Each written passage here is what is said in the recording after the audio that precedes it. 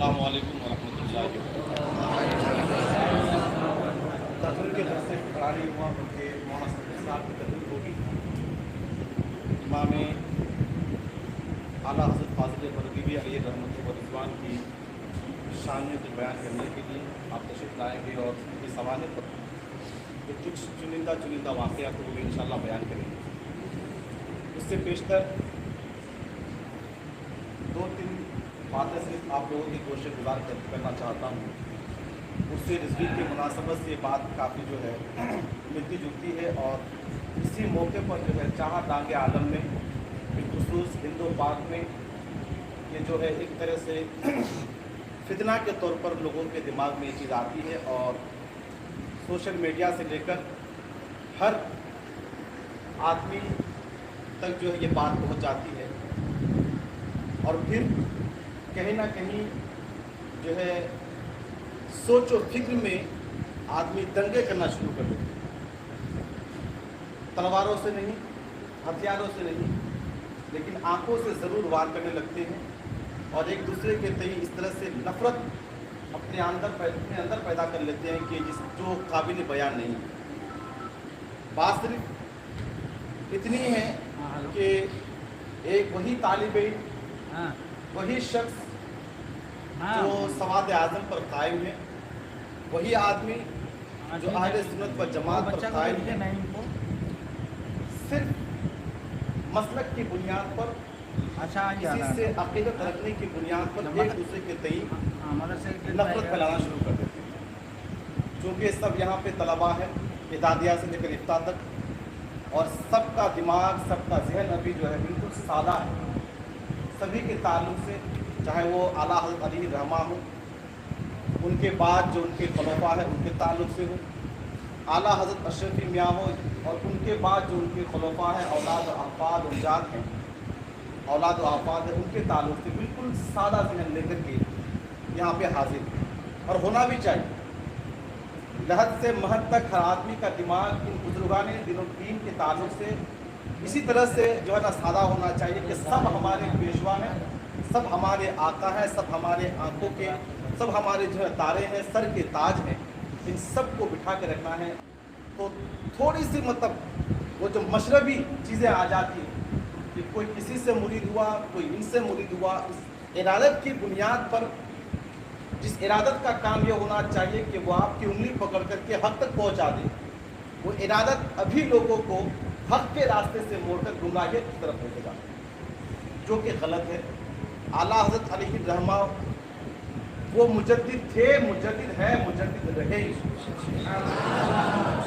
یہ صرف میں نہیں, پوری دنیا جانتی ہے, پوری دنیا مانتی ہے. ان کی تجدیدی کارنامے سے کسی کو کوئی اختلاف نہیں.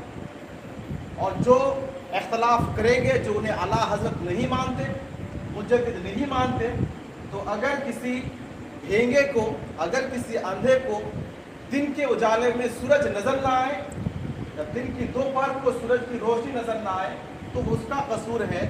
کسی سورج کا کوئی قصور نہیں, اس کی روشنی کا کوئی قصور نہیں. اسی طرح سے ہم کہیں گے کہ اعلیٰ حضرت کے کارنامے اگر کسی کو نظر نہیں آتا تو ان کی کم علمی کی بنیاد پر ہے. اعلیٰ حضرت کے کام اگر اس کو نظر نہیں آتا, اس اعلیٰ حضرت کا عشق اگر کوئی نہیں دیکھ پاتا, تو اس کی بے گزارتی کی وجہ سے ہے. اعلیٰ حضرت میں کوئی کمی نہیں ہے اور اس شریعت میں کوئی کمی نہیں ہے. اب جو میں اصل بات بتانا چاہ رہا تھا وہ یہ ہے کہ کبھی کیا ہوتا ہے, مریدوں سے اختلاف کی بنیاد پر ہم آگے تک پہنچ جاتے ہیں, حد سے تجاوز کر جاتے ہیں. اگر کوئی اس سلسلے سے مرید ہے, اس آدمی سے ہمارے دشمنی ہے, نفرت سی پھیل گئی ہے, تو ہم اعلیٰ حضرت پر بات کرنے لگتے ہیں کہ ہم ان کو اعلیٰ حضرت نہیں مانتے. بھائی کیوں نہیں مانتے؟ آپ کو ٹینشن ہے, آپ کو پریشانی ہے, کس سے؟ مرید سے. اور تم بات لے کے جا رہے ہو اس بارگاہ سے اس بارگاہ تک جس بارگاہ کا یہ عالم کہ عشق رسول میں اگر ان کا قلم چلتا ہے تو عشق رسول میں, زبان بولتی ہے تو عشق رسول میں, اٹھتے ہیں تو عشق رسول میں, بیٹھنا عشق رسول میں, سب کچھ جس ذات کا عشق رسول میں ہو رہا ہے, تم تھوڑے سے اختلاف کی بنیاد پر اس ذات سے مخالفت کر بیٹھتے ہو. اور دوسری بات, وہ اعلیٰ حضرت علی رحمہ جس اعلیٰ حضرت اشرفی کی تعظیم کیا کرتے تھے, جس خانوادے کی تعظیم کیا کرتے تھے, दूर दूर कोई सैयद नजर आता तो अपने मस्जिद छोड़कर खड़े हो जाया करते थे, पालकी से उतर जाया करते थे, मखदूम पाक की बारगाह में आते तो नील शरीफ के उधर ही रहते कि मेरी ये हिम्मत नहीं कि उनकी बारगाह तक पहुंच जाऊं, करीब तक पहुंच जाऊं। आज उन्हीं के मानने वाले, उन्हीं के जो है नाम का अपना जो है रोटी सेकने वाले ऐसे ही कुछ बदबख्त लोग पैदा हो गए हैं कि इसी अशरफी, इसी सैयदों और रिजवियों के दरमियान इख्तिलाफ पैदा कर रहे हैं। मैं तो कहता हूं कि वो रिजवी जो अपने आप को रिजवी कहता है, वो रिजवी हो ही नहीं सकता अगर इश्क़ रसूल ना हो उसके लिए। वो रिजवी हो ही नहीं सकता अगर आले रसूल की मोहब्बत दिल में ना हो।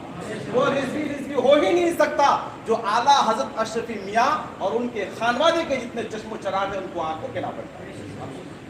तो आला हजरत को हम भी मानते हैं, आला हजरत को आप भी मानते हैं, आला हजरत को पूरी दुनिया मानती है।